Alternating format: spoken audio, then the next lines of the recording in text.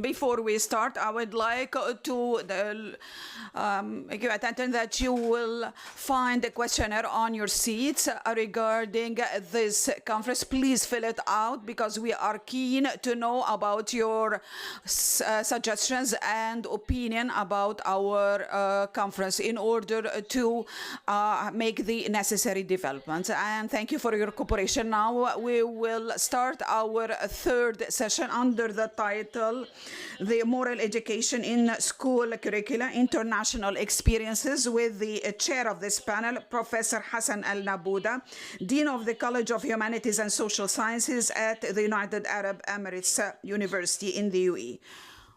Would he please come forward to the stage?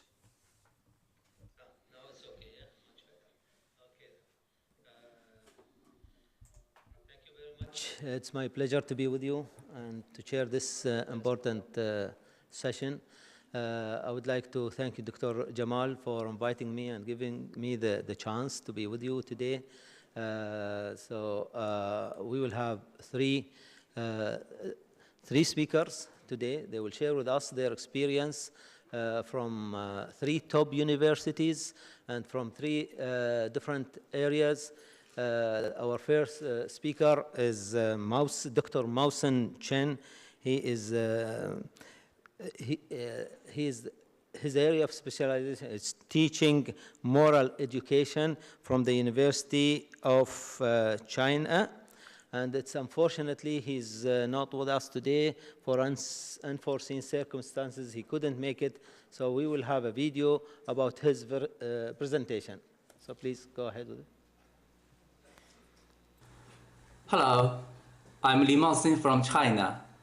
I would like very much to share with you the Chinese experience in moral education curriculum reform. My topic is about some returns in the moral education reform in contemporary China. As you know, in the last 40 years, the Chinese society has been dramatically reformed. So is the curriculum of school moral education. The essential idea is to get out of the dilemma of politicalized moral education, which is divorced from the real life of the students and easily leads to conflicts between national interests and personal interests. Many Chinese scholars have put forward arguments of returns which require moral education curriculum to return to life, return to reason, return to tradition, return to family. Now let me make a brief explanation. The first is return to life. The arguments of return to life in moral education may be considered the mainstream of moral education reform in contemporary China. The most representative suggestion is from Professor Lu Jie at the Institute of Moral Education, Nanjing Normal University. She has devoted her life to the research of moral education at primary and secondary schools in China. She advocates that moral education textbooks should be closely related to the daily life of the students according to their levels of moral development. Professor Lu Jie's theory of return to life has obvious guiding significance to the moral education reform. In her view, the fundamental mission of moral education is to learn to be a human. The return to life in moral education should return to human himself. But what is a human? And what kind of person should be cultivated? This is a question for the moral education reform, I think. In the practice of moral education in the past, students are guided to become the socialist successors with ideals, morals, literacy, and self-discipline. The students at primary schools try to be outstanding young pioneers of the communism. The students at secondary schools try to be the Communist Youth League members. Some students at colleges and universities try to be the Communist Party members. So when public morality is concerned, they are encouraged to learn from the good exemplar, Lei Feng. When hard working is concerned, they are encouraged to learn from Iron Wang. So Rogier will not directly deny these political rules because her concentration is on school moral education curriculum. She stresses that moral education practice should be reasonable and useful for being a person, being a man, being a human. So she gives an example of classroom teachings about the theme of my relationship with my parents. A child said, "Once it rained, I did not bring an umbrella. Mom came to fetch me home with the umbrella. It was raining hard all the way. Mom shared the umbrella with me, but always puts the umbrella to me. When we got home, she was completely wet." So this is to make the learners to have their deep moral root in life. However, a recent case happened in Chinese school. A boy has top academic scores in his class, but the teacher criticized him in class one day, and the boy stabbed his teacher with a knife after class. So it is really a tragedy for schools that are only emphasizing academic competition. So here comes the second return. Return to reason. In the past moral education, teachers and students are disgusted with the fake, big, empty slogans. Most scholars believe that moral education is an important part of the ideology and the political work, but they are not equal. The most direct opposition to one's reason is political indoctrination. In the past moral education, the indoctrination is widely accepted because this method is considered as an important tool for the ideological propaganda of Marxism and Leninism.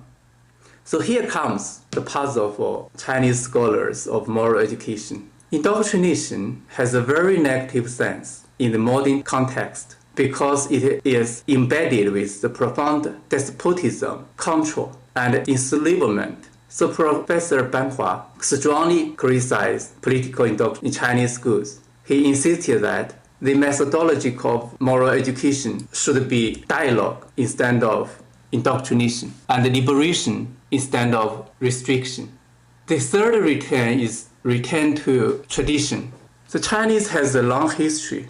The ideas originated 2,500 years ago still have an impact on people's social life. Traditional Chinese virtues are supposed to be carried out in the theory and practice of moral education in China. But some ideas are criticized in the People's Republic of China as the feudal ideas that may not be allowed to teach to the students at primary and secondary schools. So how to understand the traditional virtues? The idea of traditional virtues often runs through the curriculum of history, literature, and other subjects in primary and secondary schools. And many parents worry that school education emphasizes the knowledge and skills instead of the Chinese culture and personality. So they let their children read the classics as a supplement to school moral education.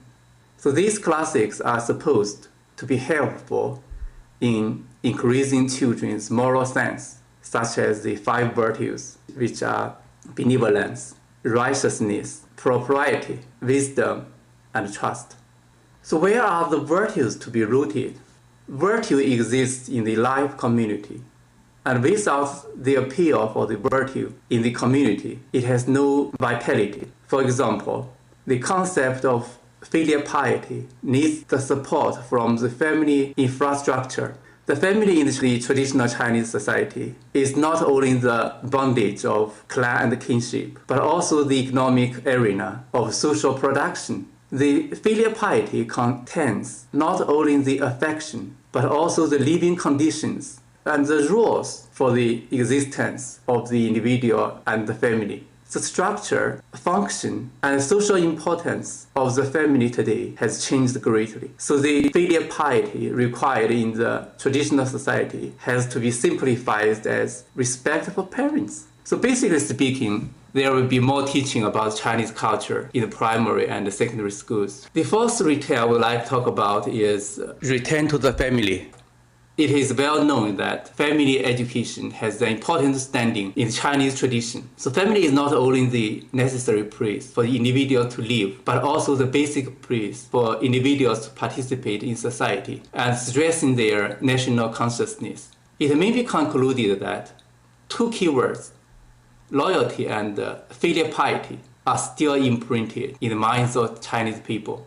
In recent years, the Chinese government makes family moral education as a social work. It has emphasized that family is the ideal environment for moral learning. In family education, children and parents have mutual understandings and trust. So it is closely related to school moral education.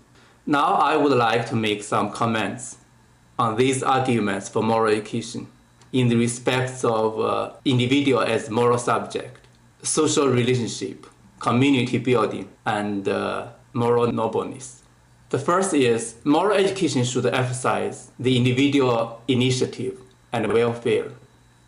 Even Confucius thinks it's a pleasure to learn with constant practice.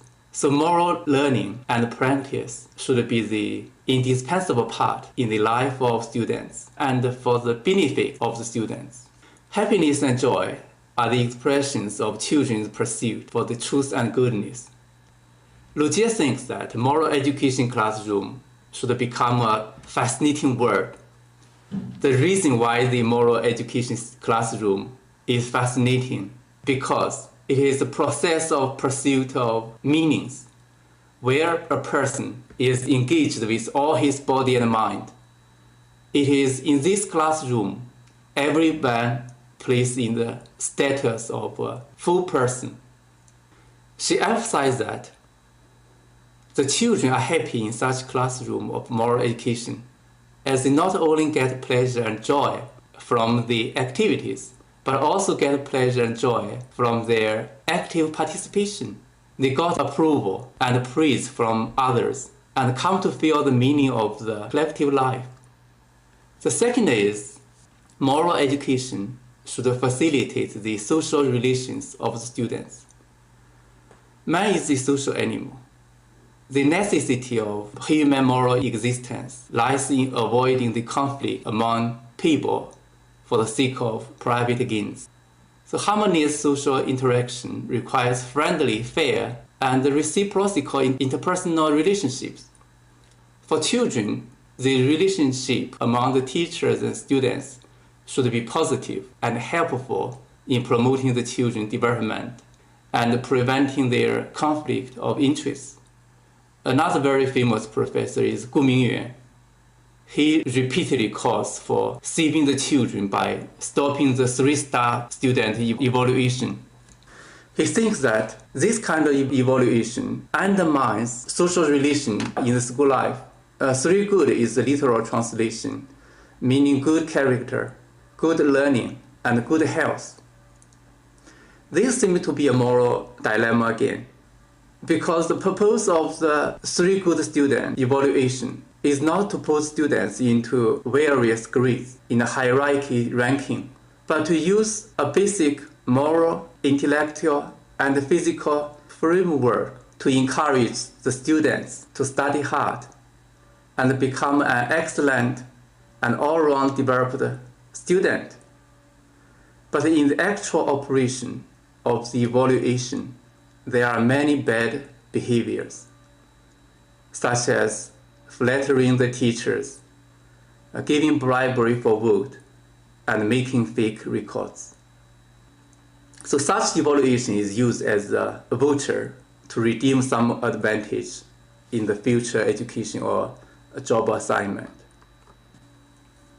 The third one is moral education should encourage students to participate in social communities. The collective nature of society is often manifested as interest groups. Different interest groups and conflicts consist of the complexity of society. These interest groups can be kinship families, various schools, villages and communities, economic companies, political parties, and state as a whole. These are basic fields of society, Each field is a complex system where there are relevant moral norms and legal provisions. However, in real life, when people face the impact of social changes on these interest groups and conflicts of interest between groups, there will still be a lot of moral confusions and problems. Some of the problems can be experienced by the students, and some problems are only observed by them. They may not have real experience until they enter the society. So these are pictures taken in Anhui province. The buses are carrying students to the sites of national examinations for higher education entrance. So the plate number of the bus, of the first bus, must include 666, which means going smoothly and successfully. The bus driver must either have the surname of horse or be born in the Chinese lunar year of horse. It means you will succeed immediately upon your arrival with the horse. So I think Chinese school should encourage students to participate and understand their real community life instead of encouraging them to compete for higher academic scores and seek big city lives. So the fourth is moral education should advocate moral nobleness in life. Morality as a social ideology originates from social life. It has realistic basis, and it also has the ideal and advanced nature. This is the highest stage of the individual moral development, and even shows a kind of denial of self-interest. So the progressive nature of morality is not a castle in the air, but has certain reality. There are many moral exemplars in China who have done more than their duties involves. Noble moral ideas are not compulsory, but they need to be guided, encouraged, and advocated. So these ideas are part of one's mature morality, and also the value and the significance of social life. So now, as concluding remarks, I would like to say, moral education reform will have a profound impact in China, where there is the largest educational system in the world. It is reported that by the end of last year, there are 0.265 billion students, about 20% of the Chinese population, enrolled at the 512,000 schools all over China. So many scholars tried their efforts in school moral education reform. By the end of 2011, the Ministry of Education has promulgated the compulsory education standards for ideology and character curriculum. It is an achievement of the moral education reform in the 2010s. An obvious progress is that the past syllabi have been changed into standards. Such a change allows textbooks to become more diversified and encourage teachers to play more roles in the contents and methods of moral education. The past courses entitled Ideology and Character are changed into Character and Life, and Character and Society as the primary schools. In August this year, the Ministry of Education issued the work guide for moral education at primary and secondary schools. There are no such words as return to life, indoctrination, rationality, or subjectivity in this work guide, but it is more and more recognized in the theory and practice of Chinese moral education. that the cultivation of moral character cannot be detached from the people's social life. There must be good reasoning as well as various practical activities at schools, families, and community for the students to form good moral quality. We may conclude that the individual initiative and welfare should be paid full attention in the moral education reform, and the social democratic system should be further improved in contemporary China. Thank you.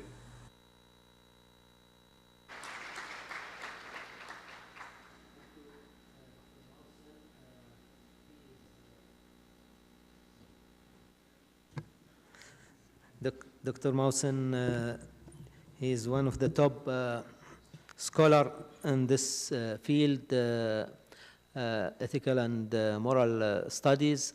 So if you have any questions or queries, you can communicate with him directly, and you can find his email in the conference book. Thank you, Dr. Mausen. Now our second speaker, Dr. May. Dr. May, she is a senior researcher at the Curriculum Research Center of the National Institute for Education Policy Research, and she teaches also as an instructor at Tokyo University, and she did publish many articles in this field. So please, the floor is yours.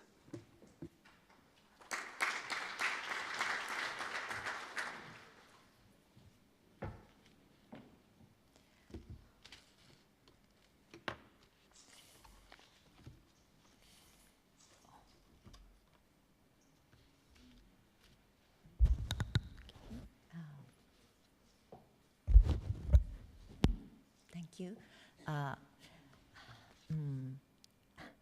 Sabal al-Haya. I practiced. Thank you so much. Ladies and gentlemen, good morning. My name is Mayumi Nishino, and thank you for the kind introduction. I work for the National Institute for Educational Policy Research in Japan, and this institute belongs to the Ministry of Education. Before I start, I'd like to express my gratitude and appreciation to the ECSSR and Director General for inviting me to this precious opportunity. It is a great honor to be able to share our experience with all of you. Today, I would like to talk about moral education reform in Japan, and with special focus on the latest moral education reform, which I involved from the beginning. My presentation consists of 3 parts. First, I would like to introduce the curriculum design for the 21st century in general. And second, I deal with moral education reform, its objectives and contents, method of teaching, evaluation and assessment. And finally, I would like to discuss the tasks and issues I have to deal with. So let me begin by giving an overview of the curriculum reform. This is a leading question for us to conduct a moral education reform. What should our children learn in moral education for the 21st century? We need to think harder to how we prepare young people for the tomorrow's world. In the past, education was about teaching children knowledge and skills. But now it's about making sure that children develop competencies to find their own way to confront the unforeseen challenges of tomorrow's world. So schools need to prepare students for a world in which most people will need to cooperate with people of different cultural origin and appreciate different ideas, perspectives, and values. So the same concept we have same context in same concept for conducting the educational reform themselves. It's a future direction of Japanese society. I'd like to draw your, we have three pillars for the, our future direction, which is creativity, independence, and collaboration. I would like to draw your attention to creativity. Japanese society struggles to nurture creativity among young people. We are good at adapting good technologies and many good thought from abroad, but we are not good at inventing something, inventing new ideas, values, technologies. So we are keen to nurture creativity among students. But actually we are not clear how we nurture creativity in children. But we expect that creativity will be fostered based on the interaction between independence and collaboration. Next is the framework for curriculum design. This is a Japanese version. We also make three pillars. As I said before, education was about to acquire knowledge and skills. But now we put more emphasis on thinking skills and also judgment and expression. And also we put values and characters as an important part. And what we emphasize is not only these three parts, but also the triangle, as you can see. It is important for us to connect these three pillars together. So before we have division about nurturing morality or character, and also we have a subject teaching, nurturing skills and knowledges. But it is important for us to connect these three pillars together. So in order to connect these three pillars, we need to refine the method of teaching. It's in the center, as I said, as you can see, active learning. And also we put emphasis on curriculum management in each schools, not from top level to down, but we put emphasis on the school initiatives to develop their own curriculum and also the develop the teaching method. So this is the information for you, the current status of moral education in Japan. Moral class has been incorporated in elementary and lower secondary schools since 1958 as a learning area. And it's 1 hour per week and conducted by a form teacher. And there has been much debate on effectiveness of moral class after some severe bullying cases. We have a bullying problem for almost 20 years and have not settled this problem yet. And we had a severe bullying cases where students killed themselves because of the bullying. And it was more shocking because the school where the student killed himself was the school where promote moral education. So we were very shocked because moral education could not prevent bullying case. So Ministry of Education has decided to upgrade the moral class and they refine and revamp the moral education curriculum. So we decided to upgrade moral class to a special subject beginning next year. Before we talk about the moral class curriculum, I would like to draw your attention to the characteristic of moral education in Japan. It is important to note that although moral class is the main role in moral education in Japan, the distinct feature of moral education in Japan is that schools promote nurturing children's morality through daily activities. As you can see in the photo, we have a program of cleaning the school and caring pets, plants, and also lunch program. And also we offer many extra class activities such as nature experience, sports day, school trips, and workplace experience, and service learning, and so on. So the role of the moral class has been described that it is supplementing, intensifying, and integrating moral education throughout all educational activities, including other subject learning and also extra class activities through systematic and developmental instructions.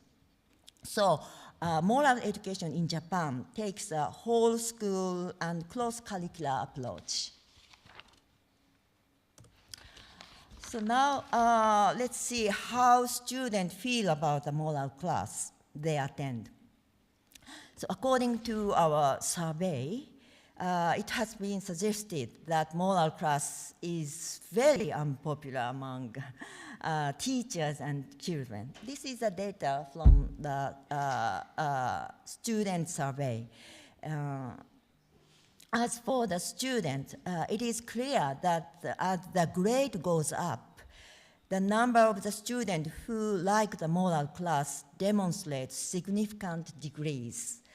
Moral class has received a negative reception from children, especially among children in junior high school.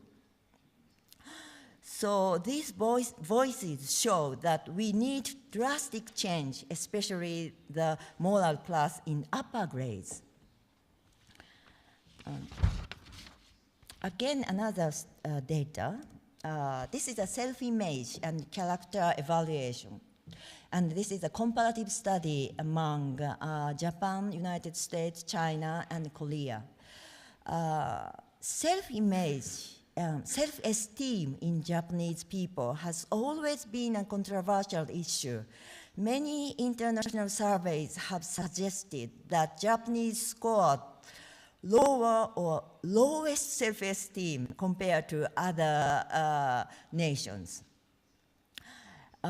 So cross-cultural comparison of self-esteem is very difficult because you can't ignore the cultural difference in Japan and Western countries. You may say that Japanese people are modest. That's why they feel that they can't say that I'm as capable as others. Yes, maybe it's true that we are known as a modest character, but still it is a problem because these children will work with people from different worlds together.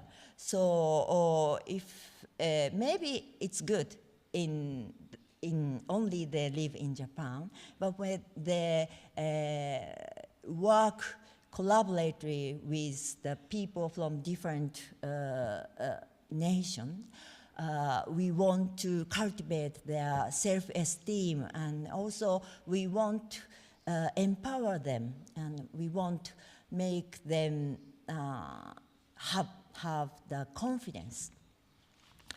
And also, this one is more problematic. This is a question that if I join the society, I may be able to change an undesirable social phenomenon. To this question, only 30% of the Japanese students agree, while in other countries, more than half of them, the students answered positive. This data show that current education has not succeeded in developing active citizenship, community involvement, and awareness of the importance of social participation among Japanese youth. So,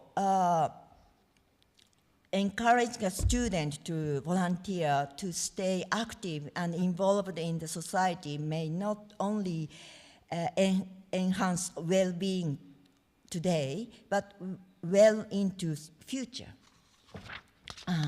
So we need to change the mindset of the young people.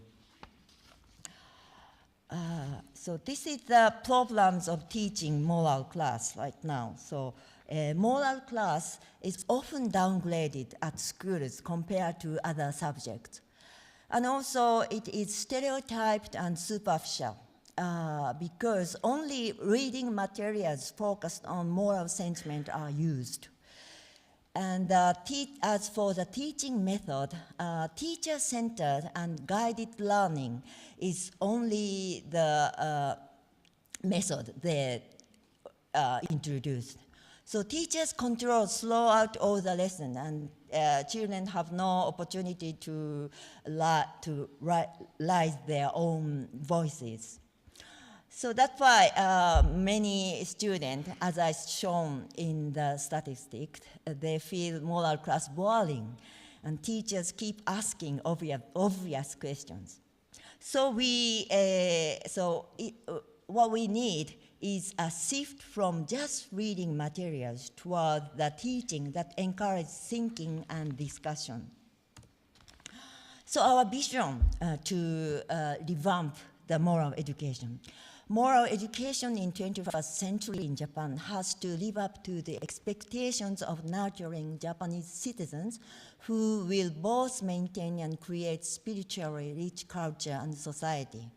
The new subject, morality, is designed to develop qualities and competencies among children to think and discuss problems with no simple solutions and to make wise choices for fulfilling life and a thriving society. So basic principles of the reform in moral education is like this. Moral education should nurture the competencies to feel and think proactively on both the way of life as a human being and the future direction of the society. It should also be required by acknowledging the diversity of values to develop the skills to communicate and to cooperate with others and to strive for better direction. So the basic quality moral education should nurture is the attitude to continue to think in a continuous way on moral issues with conflicting values. And this is some focal points of reform in moral education. So we have to take care the classes do not result in unanimously imposing such values on the student, but encourage them to think on their own. I think that Mao Zedong from China had the same concept which we are thinking in this curriculum reform. So indoctrination is not the good way, especially for the older students. So imposing certain values on students or teaching them to blindly follow what others have told them without thinking independently runs counter to the goal of moral education. So it is recommended to teach values through contemporary issues that children would encounter in real life situations. So this is a revised contents for moral education. Okay, I must say we did not have enough time to renew the contents of moral education. Actually, there are too many values. We discussed how to develop the core values or shared values among these many values, but because of the shortage of time, we couldn't make it through. This will be the next process. So also designing deep active learning, as I said, we put more emphasis on active learning and children-centered, and also using the materials which involves conflicting ideas and opinions.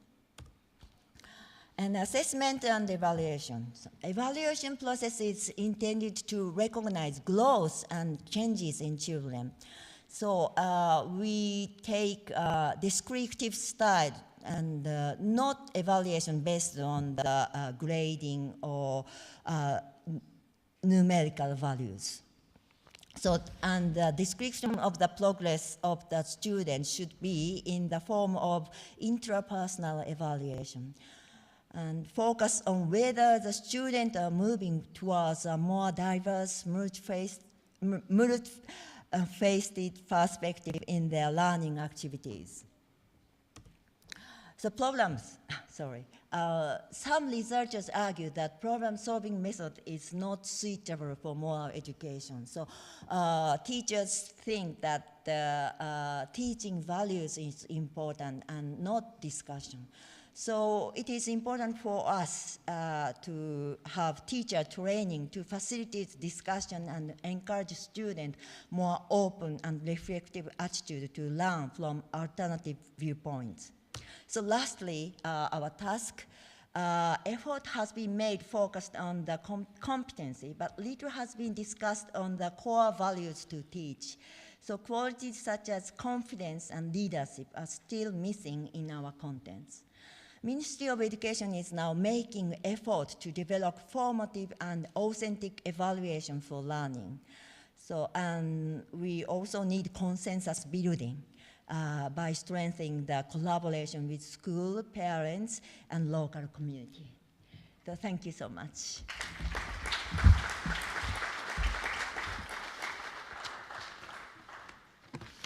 Thank you, Professor. Valuable information, and sorry for the limited time also, but we can share with her some other aspects during the discussion, which will be after the finish of our third speaker. Our third speaker, she is from Finland, Professor Curry. She is a faculty member at the College of Education, Temporary University. Her research interest is multicultural and religious education, and she has published many articles in well-recognized journals. So I'll leave the floor now. Please come.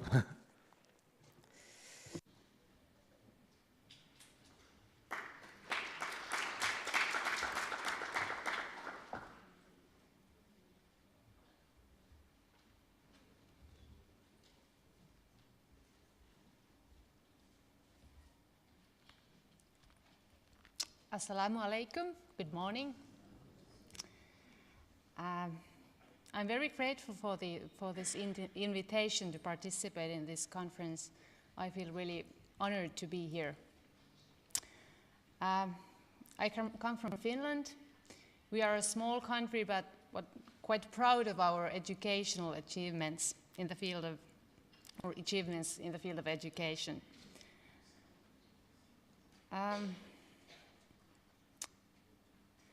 Teaching is a moral profession, and education always is moral education. education means trying to influence another human being, so it's always a moral act. So in this presentation, I will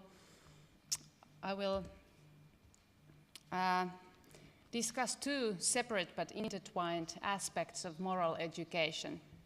These are teaching morality and teaching morality.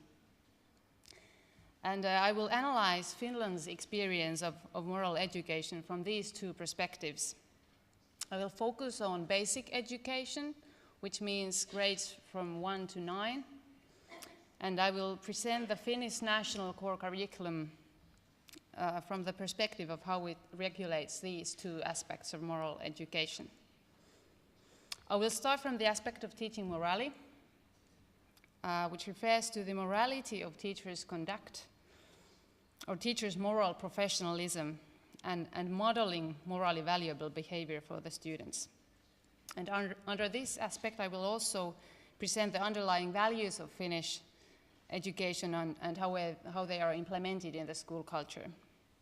And then teaching morality, it refers to schools and teachers' efforts to provide students with means for developing their ethical capabilities.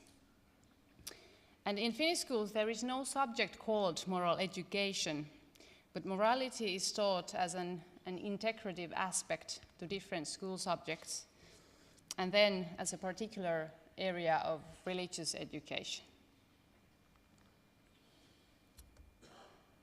First, teaching morality.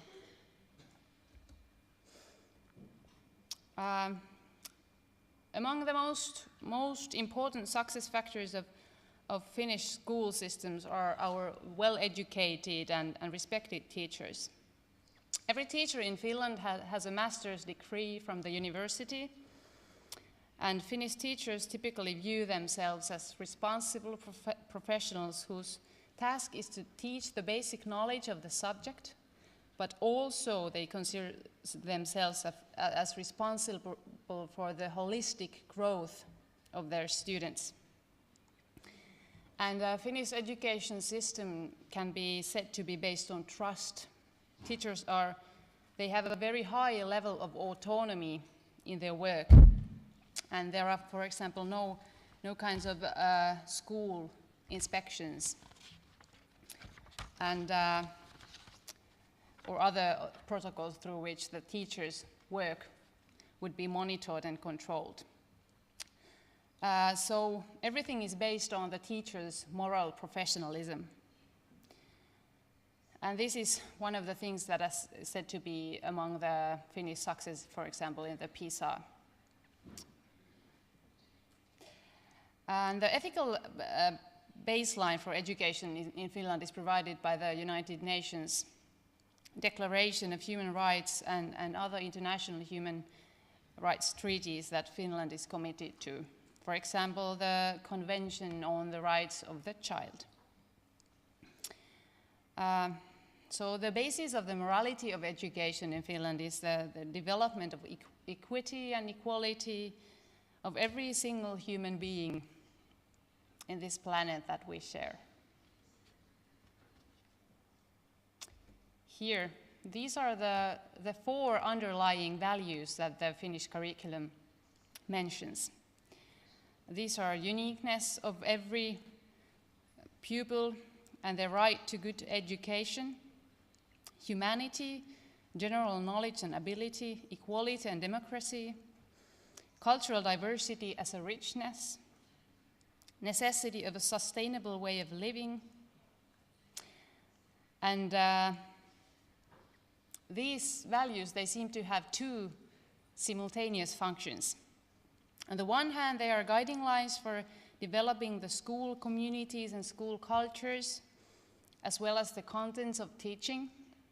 But on the other hand, these are also the values that basic education endeavors to cultivate and consolidate in the society.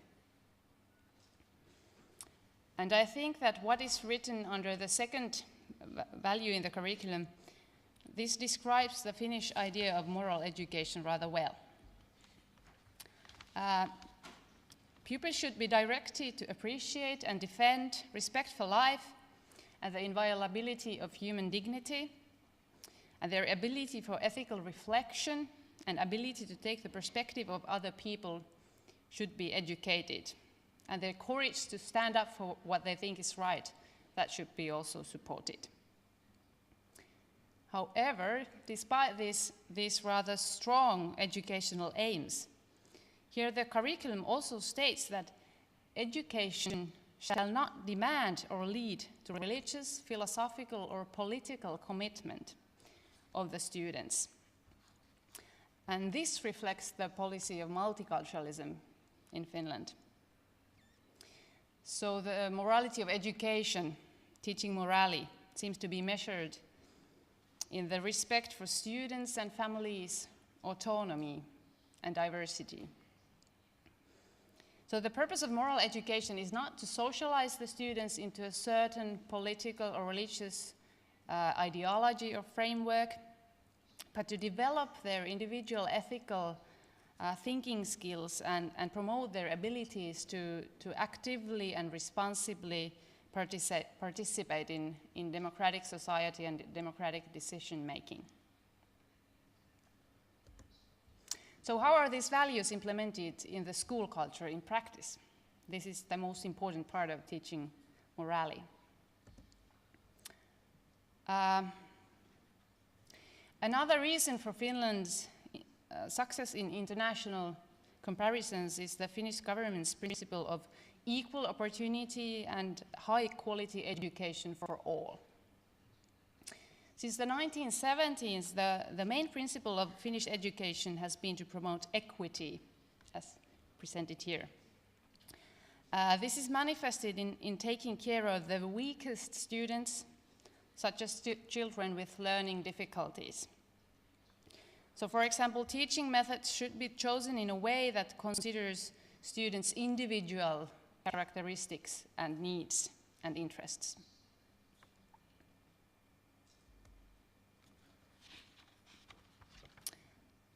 Also, the aim is to create a school culture that promotes participation and that operates democratically itself. So achieving these aims demands collaboration with the parents, parents of the students, and also active involvement of students in the school community and in the development of school communities. So for example, the formation and active role of parental associations and student associations in the schools is one way to accomplish these aims.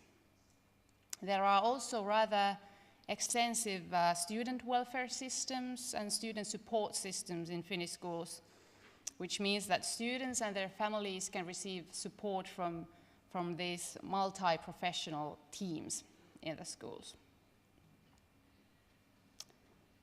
Then I will move on to the aspect of teaching morality in Finnish schools. After this current core curriculum for basic education in Finland was published, the international media got very interested in it. And a number of pieces were published where it was stated that Finland has totally got rid of every school subject and that teaching is roughly phenomenon-based and integrative. The biggest media houses had published these headlines. But this is not quite true. The publications very much exaggerated the change that had happened. The subjects are still there, but multidisciplinary phenomenon-based learning modules are planned and conducted every year. And the curriculum mentions 7 areas that are called transversal competencies that every school subject and every teacher should be developing. And these transversal competencies, they also include many competencies that can be regarded as moral competencies. These competencies link different fields of knowledge, and they have to be taken into account and promoted in different subjects. And every curriculum for every subject has to state how it tries to promote these transversal competencies. These are thinking and learning to learn, taking care of oneself and others, cultural competence, interaction and expression, multiliteracy, ICT competence also, and competence for the world of work. Participation and influence in building the sustainable future. Sustainability is one of the things that is very much emphasized in our curriculum at the moment. So these competencies include many aspects that are closely connected to teaching morality. Learning to respect diversity, and treating other people respectfully, developing responsible and ethical consumer skills, for example. So the curriculum for every subject explicates what kind of objectives they have that relate to these transversal competencies. Under every subject there is a long list of objectives, but I will present you only some to give examples. For example, in physical education, the pupils should be guided to regulate their actions and expressions of emotions in interactive situations involving physical activity. This is only an example. In environmental studies, the pupils should be guided to act and become involved in their surroundings and community in order to promote sustainable development. So collaboration with community is also a big part of this. In biology, the pupils should be guided to make ethically founded decisions that need knowledge from biology. In geography, the pupils should be, for example, guided to appreciate their regional identity as well as the diversity of nature, human activity, and cultures, and to respect human rights in all parts of the world. But as I said in the beginning, we also have one subject that takes kind of more responsibility of moral education. And this subject is religious education. The current model of religious education in Finland is quite unique among the other systems of religious education in Europe. It's called religious education according to the student's own religion. And this means that in mainstream public schools, every student has a right to participate in religious education according to the tradition of his or her family. And there is also a subject called ethics and life stances for those students who do not belong to any religious community.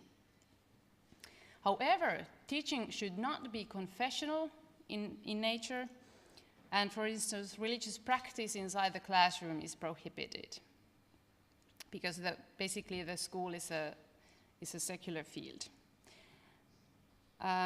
And students also learn about other religions. So this is knowledge-based education, but it also aims to support students to reflect on their worldviews and value systems. The purpose is not to nurture the students into faith. This task is left for religious communities and families. Here's how the task of the subject is described in the curriculum. The instruction of religion supports the pupil's ability to participate in the dialogue within and between religions and worldviews. The instruction encourages pupils to respect life, human dignity, and what they and others consider sacred. In teaching and learning, the pupils familiarize themselves with ethical thinking in the studied religion and also in other religions. And they are encouraged in personal reflection on ethical questions. So this is student-centered learning. The instruction supports the pupil's self-knowledge, self-appreciation, and the development of life management skills throughout basic education. The instruction provides students with elements for building and evaluating their own identity and personal view of life and worldview. So the instruction of religion supports the pupils' growth in the responsible member of their community and the democratic society, and also as global citizens. So ethical thinking skills, self-reflection, development of empathy, these kind of things are emphasized. And Islam is also among one of the 13 religions that we teach in our schools. And I will give you also one example of the curriculum for Islam. The one that I presented was for all religions, but then every religion has their own curriculum contents also, and own objectives. So this is from a curriculum for Islam from grades 1 and 2, and the content area, good life. Key contents include respect for life, human dignity, and the rights of the child. The pupils reflect on empathy for other people's situations. The pupils learn about Islamic rights and obligations in family life. The UN Convention on the Rights of the Child and its significance for the pupils' own life are discussed. Key learning contents include the foundations of a good life according to Islam. The pupils also examine the customs of their families and reflect on the acceptance of diversity. So the purpose in this case is to reflect the underlying values of the curriculum and underlying values of society from Islamic perspective and find a way to commit to them as a Muslim. And the same applies to the other curricula of religious education. So this, I think, can be expressed as the central idea of Finnish religious and moral education approach that is being developed in a multicultural context. There are certain values and principles that every member of a society is expected to accept and cherish. These are, for example, human rights and respect for life. But for the sake of respect for diversity and for the sake of religious freedom, different cultural and religious groups in the society are given little bit space to interpret these values and rationalize and commit to them from different grounds. So this is why we have these parallel forms of religious and moral education at school. So the purpose is to find reasons to commit to the common values from one's own religion. And in my research, I have been studying also the Muslim students in Finnish schools, and they feel that this is a very important subject for them, because living as a Muslim in Finnish society that is not a Muslim society, but the Finnish values are basically based on Protestant Christianity, and then also human rights and things like that. So to help them to find a way to commit these values as a Muslim and see how they are connected to Islamic values, they need support for this, and this support is given to them in religious education. And this is going on quite smoothly. It seems that there are not big contradictions, and the students feel that the teachers are able to support them. Thank you.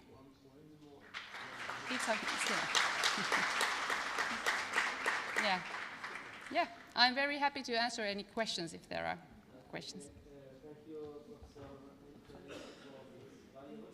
Sorry. Thank you, Professor Ankari, for this valuable and important study. And now we have almost 10 minutes for receiving questions and comments. Yes, please, go ahead.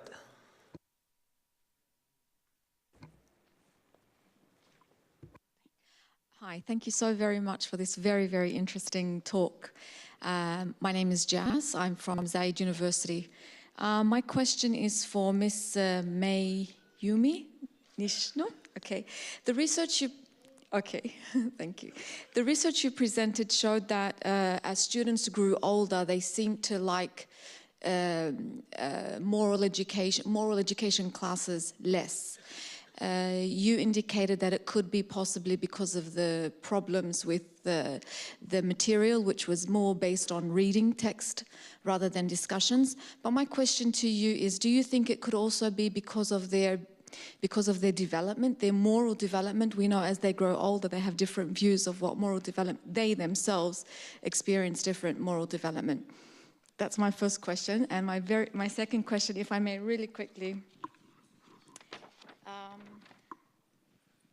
Yes, you also indicated that you want to push for a more, for an opportunity for students to engage in descriptive when it comes to evaluating the classes. My question is, will there be any support for students to help them describe and to be reflective? Because sometimes thinking one thing and then writing it down or talking about it is a different thing. Thank you. Thank you so much. Your question is very, very important. Thank you. And for the first question, yeah, there are maybe many factors for elderly student to dislike moral class.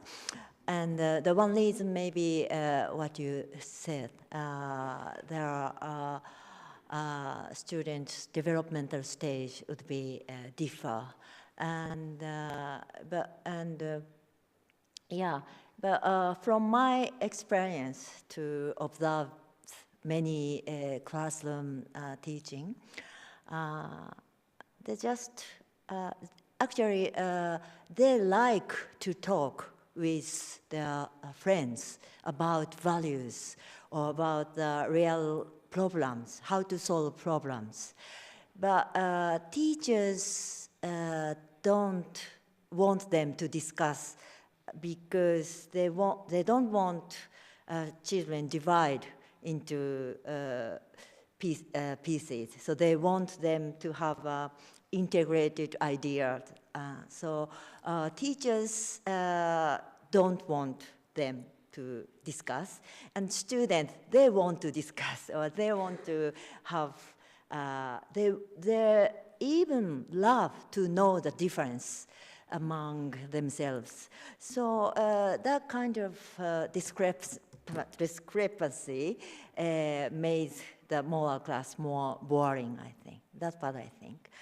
As for the second one, yes, this is the most important task for us, I mean, for the Ministry of Education. So we actually have not developed or encouraged students to self-evaluate themselves. So it's related to the self-esteem, I think. So how to make students to find their good points or to find their own achievement is one of the things that we have to encourage teachers to develop. Thank you. Thank you, Dr. Arman. Any more questions? Please, over. Welcome to you. Shukran. My question for both ladies, for Dr. Nishino first. And sorry to take you to this chapter of Japanese history, but after the World War II and before it, sorry, my name is Mohammed Fadl, and I am from a research center in Dubai called Dubai Public Policy Research Center.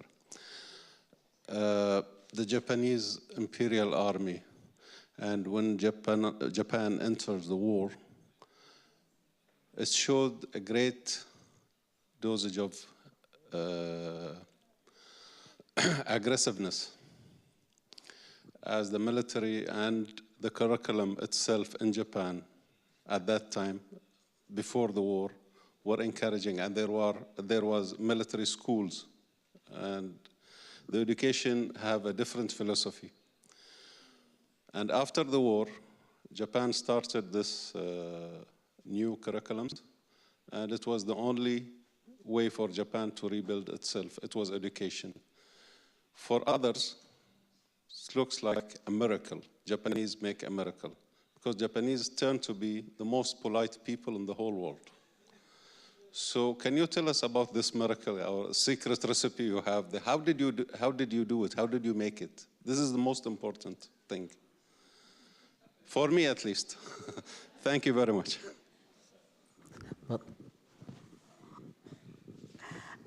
First of all, this is too big question for me to answer.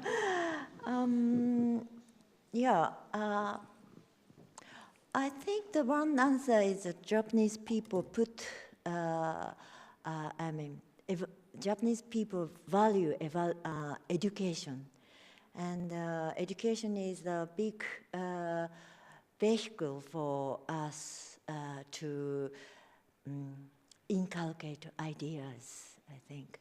So after the World War II,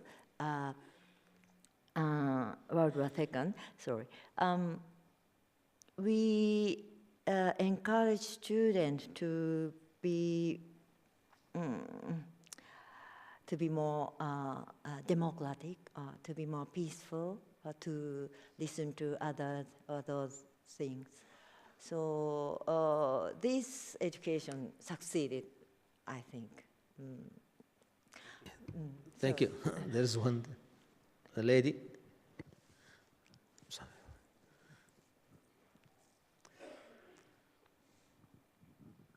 Hi, I'm Dr. Roya Thabit from Arabian Child. Thank you for this interesting and impressive presentation, all of you. But I wanted to ask a couple of questions to the Finnish experiment. That you mentioned, as I understood, that you have two programs, which is the moral education, and it's not a program on itself, it is more integrated in all different subjects. And the second one is the religious education, and again, according to the different religions that you have. And then you also said that you provide an opportunity and an environment for all students as well to explore the other aspects. So my question is, how do you offer it? Is it like optional so they can choose? And what are the effects, if you can describe some of the significant impacts of having conducted these two programs in Finland? What were the results on a longer run? Thank you very much. Thank you. Thank you for your question. I would not call these programs. We have had religious education in, it has changed a bit, but we have had it for almost 100 years now. And when we have become more multicultural, we have had more forms of religious education, but the system is old. And also the level of how much other religions are discussed in religious education, that has grown as the society has become more multi-religious. So in this system, education according to the student's own religion, every student participates in this, but inside that subject, they are also talking about other religions. And these integrative aspects of education we have also kind of always had, but now in the current curriculum, they are emphasized a bit more. And the new thing is that we have these multidisciplinary study periods every year that teachers of different subjects collaborate. We talk a lot about collaborative teaching and collaborative learning also. So teachers who represent different fields of studies and different academic fields, they come together, they take one phenomenon. The phenomenon could be like citizenship. And then they discuss it, and they have moral aspects to it, but also other aspects. So there are no separate programs that the students would kind of choose, but everything that I was saying is for every student. And of course, we continuously want to develop it. We have had some problems with motivation also. The minority students, they appreciate the religious education, but our majority students, the Lutheran students, they have sometimes difficulties to find a motivation to study religious education and the moral contents also. I think that only tells something about their life not being that complicated that the minority students have. Thank you, Professor. We have 2 minutes left, so we'll take 2 more questions. Unless if we take the permission from the organizer to extend it. So I have 2 over here. I'm sorry about the comeback. Please go ahead. Assalamu alaikum. Hassan Toubat from Alain Men's College, Higher Colleges of Technology. First of all, I would like to thank the ECSSR actually for organizing this event, and specifically Dr. Jamal. My first question is to Dr. May.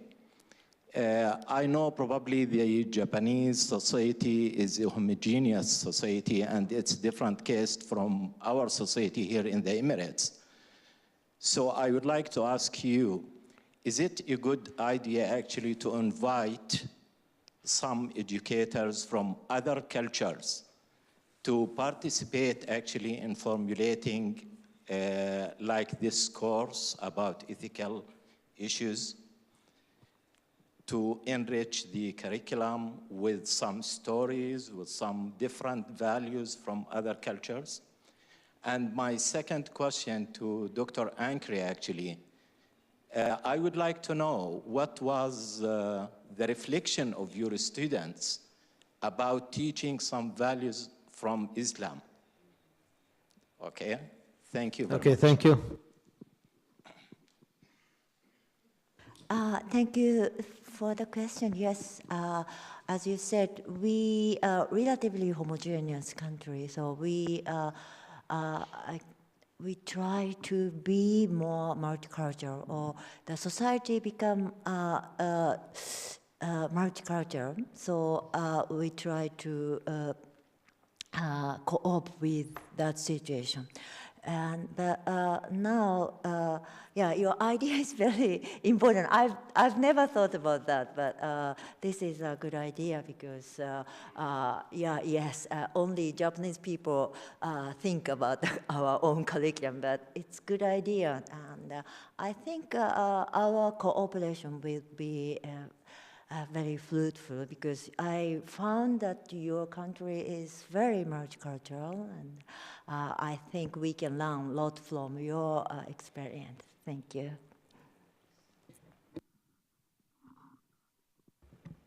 Okay. I have done one of my studies by observing Islamic education in Finnish schools. So sitting in the classroom and observing the teaching and how the students react. And the thing is that the students are, when they come to the lesson, the Muslim students, and start studying about Islamic values, there is no need to motivate them.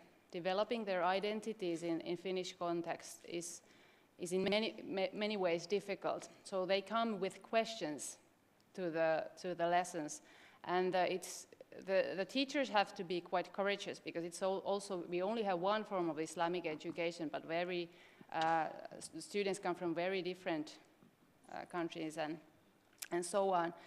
So we try to embrace kind of the educational potential of conflict. They have questions and they have quarrels and they are different opinions. So, but we think that this is a way they come emotionally involved to the lessons. So they are very interested in learning about the Islamic values, and we try to educate the teachers not to be afraid of the conflicts, but use them as an educational potential. One last question, please. Hello, my name is Khaldoun Fayyad. I'm a college student. My question is to Dr. Inkeri. Do you think religious subjects can replace moral education as a subject, given that all religions have episodes talking about morality and values? Thank you. Thank you for this question. I think this is a question that cannot be answered in a one way because it's dependent on the societal context and what's the societal kind of what is the policy of multiculturalism, or is there a policy of multiculturalism, and where does the society want to go? So having religious education means that the society wants to emphasize positive religious freedom and the right to practice your own religion, but also negative religious freedom, not having to participate in that kind of education that is against your own religious conviction. But in a very secular society that does not put an emphasis on positive religious freedom and wants to find another way to commit to the moral values, find a way that is not based on the traditions, then moral education without religious impact should be implemented. But I think that it helps the students to know where do these values come from, to find the deep cultural roots of these societal values.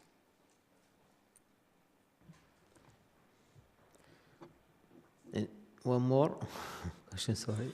There's a lady at the end there.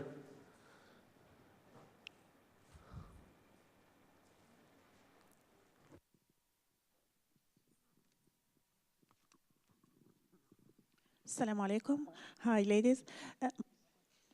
Dr. Rahab Shafai from ADEC.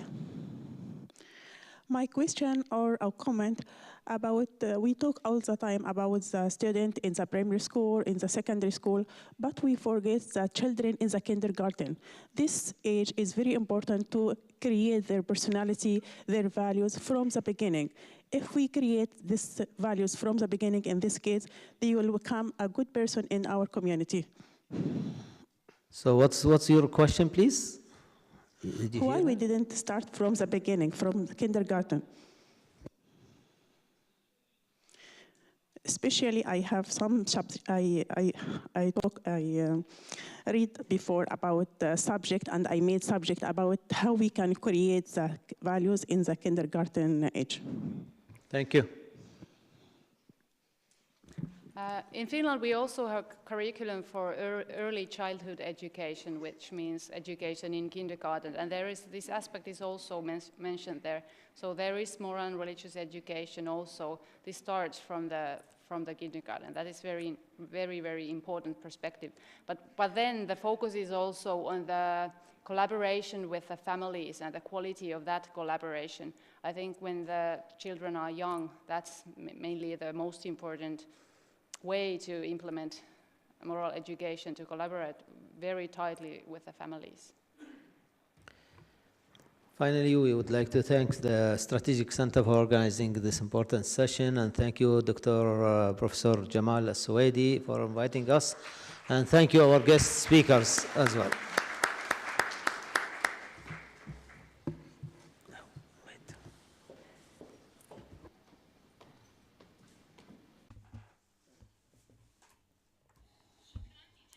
Would like to thank all the speakers and the participants in the third panel session.